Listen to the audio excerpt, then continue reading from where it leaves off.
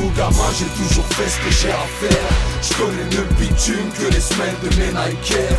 Arrêtez de dire qu'on est trash, on est juste comme des barges. Quand nos frères restent en cage, je suis tout gamin, j'ai toujours fait ce que j'ai à faire. Yo yo, what's up? Jamais 203 mon pote, ça bouge pas, Y&W c'est pour rappeler. On est trash, on est juste comme des barges. Quand nos frères restent en cage, laisse-nous faire nos sous. Moclès, Despo, Roots, Kizzy, Youssou.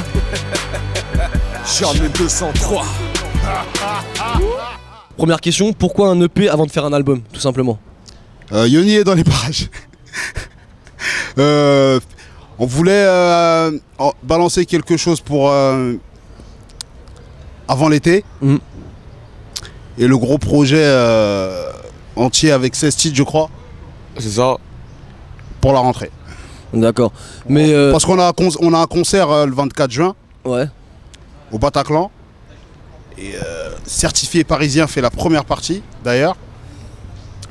Et voilà, on voulait que les gens ils connaissent un peu les titres avant le concert aussi. Mais elle est venue d'où cette collaboration entre vous trois? Vous vous connaissiez déjà? Vous êtes après à vous connaître? Bah à la base, Moclès je le connais depuis que j'ai un peu de buzz, que je suis un peu connu depuis mes premiers concerts. Il me donnait déjà des conseils avant même que je signe chez Y&W ou quoi. J'ai beaucoup écouté. Maintenant c'est lui qui m'en donne. N'importe quoi. Donc ouais, Moclès je connaissais déjà, j'avais déjà fait une première partie pour lui à l'époque et il était déjà signé chez Y&W, donc moi j'ai fait que le rejoindre sur le bateau et Despo je l'ai rencontré par rapport à Willy. Voilà, ils étaient sauce, on a été en vacances ensemble, on a ridé, quand on est remonté sur Paname, on a bossé ensemble, d'abord avec la première collaboration c'était Bitume. Sur mon album d'ailleurs on a fait un remix avec Moclès qui découpe ça à la fin du morceau, un clip qui a super bien fonctionné tu vois. Et voilà, donc on a été amené à se voir beaucoup en stud, à traîner ensemble, à mettre un peu un pied dans l'univers chacun l'un de l'autre.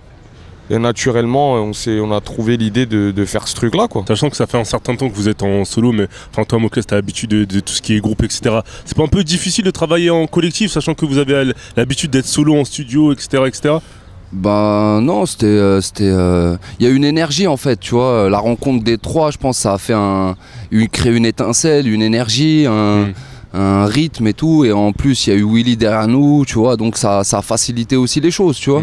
Donc ouais, notre connexion elle s'est faite d'abord humainement, tu vois, il n'y a pas eu forcément de calcul, on s'est pas dit ouais, il faut qu'on sorte des trucs pour se faire du buzz, des trucs, des conneries.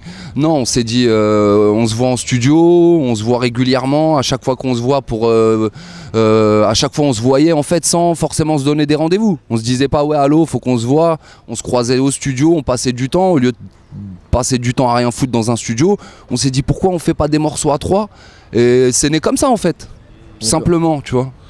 Et pour vous, c'est pas un risque de mélanger plusieurs styles musicaux, sachant que Despo il est plutôt dans le texte, dans les textes choc, sombre, Gizmo qui est plus dans le hip-hop, les valeurs, tout ça, et toi qui es plus dans le conscient. Vous ferez pas que le mélange peut s'avérer dangereux ou... conscient pour moi ça veut rien dire, on est tous conscients, tout le monde est conscient, même toi. Ouais, mais bon, par rapport au casque, même Guy Georges il était conscient, l'écriture, tu vois. Guy Georges, tu sais, pour aller chercher le couteau pour faire la dinguerie, il était conscient, tu vois. Ouais. Tout le monde est conscient et... tu vois, non mais c'est vrai.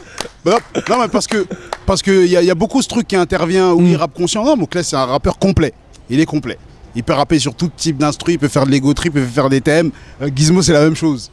Y a beaucoup de rappeurs comme ça. Un peu moins dans cette génération, mais il y en a quand même encore, tu vois. Et voilà, ces trois rappeurs qui se rencontrent et il n'y a pas que du texte sombre des Sporouti, il n'y a pas que des thèmes profonds, poignants, bien détaillés, retournés dans tous les sens comme Moclès. Il n'y a pas que ça, tu vois. Il y a plein de choses différentes. Il y a aussi des performances, tu vois. Il y a tout dans cet album. Donc c'est un album complet de trois artistes qui pour moi sont complets. D'accord. Et au niveau de la productivité de l'EP, vous avez fait seulement 5 titres. Est-ce que pour vous, vous n'aurez pas dû en faire plus pour la préparation d'un album? À mon sens, vaut mieux envoyer envoyer les morceaux en choisissant quand est-ce qu'ils sortent, pas envoyer les trucs n'importe comment. Aussi pas se laisser avoir par cette espèce de fougue ou de trucs qu'on a, genre ouais on fait un projet, faut tout balancer, faut faire 15 milliards de clips. Je pense vraiment qu'il faut doser, qu'il faut donner le meilleur au moment opportun et voilà c'est ce qu'on a essayé de faire et je pense que c'est réussi. Et si cet EP il a du succès, il a des bons retours, vous allez enchaîner sur un album ou la décision de faire un album elle est déjà actée? En fait ouais, nous on était plus partis d'abord sur un album, tu vois, à faire des titres et on a fait au final un album et après la décision de l'EP elle est venue, tu vois, donc nous on a un album qui est prêt, qui est déjà là en fait. À vous trois, un album à vous trois, ouais, c'est ça? Un album à nous trois. Et donc selon les retours de l'EP, vous allez le sortir? Non, c'est pas selon, on va le sortir quoi qu'il arrive. Tu vois, après on n'attend pas des retours positifs pour sortir un album. Mais pourquoi ne pas avoir directement lancé l'album alors s'il est déjà prêt? Pourquoi? Parce que c'était pas une bonne période. Il y a l'été qui va venir, tu vois, stratégiquement, c'est pas un bon moment, tu vois. Il y a des gens au niveau marketing, c'est leur métier. Tu vois, nous, notre métier, c'est plus écrire des chansons, poser sur un beat, chercher des thèmes, des trucs comme ça. Après, il y a des gens, eux, ils sont sur le terrain, ils connaissent les magasins, ils connaissent iTunes, ils connaissent donc, le net. Tout ce qui est communication et marketing, ça aurait pas été au beau fixe là, à cette période-là. Ouais, ça aurait été pas le bon moment. Ils nous ont dit ouais, si vous voulez le sortir, on le sort, mais c'est pas une super bonne période. On n'a pas balancé les clips, donc niveau marketing, fallait qu'on s'organise. Et vous pensez que la période de clash qu'il y a eu dans le rap français, ça aurait desservi la communication du projet aussi? Ouais non, on fait pas attention à ça. Non justement, je te parle d'un point de vue, je te parle d'un point de vue communication marketing. Étant donné qu'il y a la période de clash. Ouais, tu veux dire qu'il y aurait eu tellement de gens avec beaucoup d'expositions que ça aurait fait que des gens seraient passés à côté. Quoi, c'est ça? Vous avez calculé franchement, on n'a pas calculé par rapport à ça. On n'a pas calculé par rapport à ça. Il faut savoir que ce projet il est important, mais avant que ce projet existe, on est des artistes solo à part entière et Moclès aussi a un groupe, tu vois, la Secret Connection. Tu vois, donc il faut que tout puisse se caler. Il ne faut pas que ce projet il empêche tout le monde de vivre, il tue les carrières solo pendant le temps de l'exploitation. Ouais. Tu comprends? Donc on est motivé, on croit en ce projet, on trouve qu'il est très lourd. Pour moi, c'est un classique du rap français. Tu vois, je l'ai déjà dit dans un truc, pour moi, c'est un classique du rap français. Après, chacun, il a ses goûts. Tu te mets la pression un peu. Si non. Classique, on a le droit de s'aimer, est-ce qu'on peut? Ouais. Non, mais tu te mets pas un peu la pression dans le sens où si les gens disent ah, Despo. Non, Despo nous a branché. Je l'ai dit en tant qu'auditeur. Ouais. Parce que j'ai passé plus de temps à l'écouter, Yoni peut confirmer, qu'à avoir rappé, à passer du temps en studio pour rapper. Tu vois ce que je veux dire? Donc en tant qu'auditeur, moi je trouve que c'est un gros projet. Tu vois. Et il y a des projets aussi, j'y ai pas participé, j'ai dit que c'était des classiques. Lunatique, c'est Mauvais Oeil, c'est classique. Le Code de l'honneur, c'est classique. Tandem, ceux qui savent, c'est toujours pour ceux qui savent, c'est classique. Sniper gravé dans la roche, classique, tu vois. Donc c'est pas parce que je suis dedans forcément. Et si t'as fait des interviews de moi. Ouais. À l'époque, j'avais pas dit Conviction Suicidaire était classique. Ouais, c'est vrai. Ouais. D'autres l'ont dit. C'est leur choix. Mais justement, si c'est un classique, pourquoi ne pas rester en groupe en vrai? Si vous sortez des classiques en tant qu'album, restez en groupe. Enfoiré. J'ai l'impression que c'est le jeu de la bebon. Dès que c'est chaud, tiens.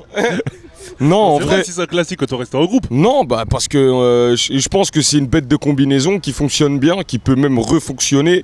Mais après, voilà, comme Despo il te l'a dit, on est des artistes complets, en vrai, solo avant tout. Et voilà, c'est un kiff de partager un projet, de le défendre ensemble. Et parce que humainement, on se kiffe et que musicalement aussi.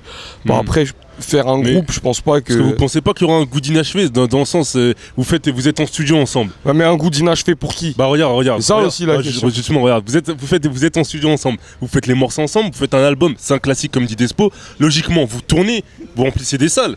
Et normalement, c'est pas, si vous arrivez à générer beaucoup... Je vais te dire, le projet il s'appelle Jamais 203. Ouais. Ça veut dire si on en fait un, on en fera un ou on en fera trois. Ouais. Tu vois, c'est ça que ça veut dire, jamais 203. Si on en fait deux, ouais. on sera là, on va dire ouais, c'est jamais 203, on pourra pas en faire deux. faut en faire un troisième. Et ça dépend de Donc, quoi, ça le dé- fait d'en faire un deuxième Ça dépend de nous, tu vois. C'est nous, au feeling, tu vois. Déjà, humainement, ça va, on s'entend bien, on n'a pas trop de problèmes d'ego entre nous. Même si on a tous de l'ego, on est des rappeurs, on est des personnes, voilà, tout le monde a un peu d'ego. Mais vas-y, on contrôle, on est là pour travailler, on est dans une locomotive, on pédale tous, on met du charbon, tous pour avancer, tu vois ce que je veux dire. On va tous dans le même sens. Et à partir de là, on a accordé nos violons, ça a donné cet album-là, tout simplement. C'est aussi une aventure humaine, tu vois, il n'y a pas de forcément de calcul hip-hop, etc. Nous, on s'est rencontrés humainement, même, on se connaissait pas en vérité. Tu vois, par exemple, moi, Despo, on se connaissait pas avant ce projet-là. Tu vois, je connaissais Inenregistrable, je connaissais Apocalypto, je connaissais les gros morceaux. Après, voilà, j'ai découvert le mec, j'ai découvert les autres titres, j'ai même étudié un peu son style, vu qu'il était aussi avec moi, il y a des phases qui étaient cachées, que j'ai dû découvrir. C'est tout ça aussi, et lui aussi avec moi, c'était ça.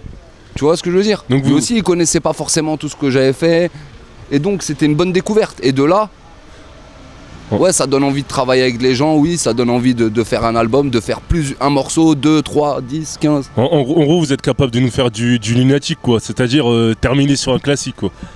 Vous continuez pas par la suite. Bon d'abord manager. Paul Mesguich. Ah bah là, c'est commencé. Ouais, franchement, dans tous les cas, ce projet, il aura fait grandir chacun de nous trois. Artistiquement parlant, tu vois, sans prétention. Moi, en tout cas, je le pense pour Gizmo et je le pense pour Moclès, ils m'ont apporté un truc. Tu vois, travailler avec eux, ça m'a apporté un truc. Et c'est le cas pour beaucoup, voilà, tu vois. Et c'est le cas pour beaucoup d'autres rappeurs, tu vois. C'est quand tu travailles avec des gens, c'est pas que tu pompes, forcément. Il y en a qui pompent après. Il y en a, tu découvres des trucs. Parce que c'est du rap, chacun il a sa science du truc. Tu vois ce que je veux dire? Chacun il a ses influences, chacun il a sa folie. Tu vois, et des fois en studio, tu vois, je veux dire. Il y a une alchimie qui se crée. Et des fois en studio, Gizmo, tu vois. Tu vois, et des fois en studio, Gizmo il sortait une phase, tout le monde était au sol. Klesmo, bam, il en sort une, au sol. Voilà, tu vois. Et ce que je veux dire, en gros, voilà, ça a fait grandir chacun des artistes dans la mesure où, déjà, pour moi, c'est un gros projet. Donc, ça se rajoute à tous les gros projets qu'on a fait. Si je peux me permettre, si tu me permets de dire ça. Je te permets, vas-y, Despo. Voilà. Donc, pour moi, on a été complémentaires. Ok. On dit, ceux qui se ressemblent pas s'assemblent et ceux qui se ressemblent pas se complètent. C'est de ma femme. Et vos publics respectifs, ils ont pris cette union, cette association comment? Je sais pas. Bien.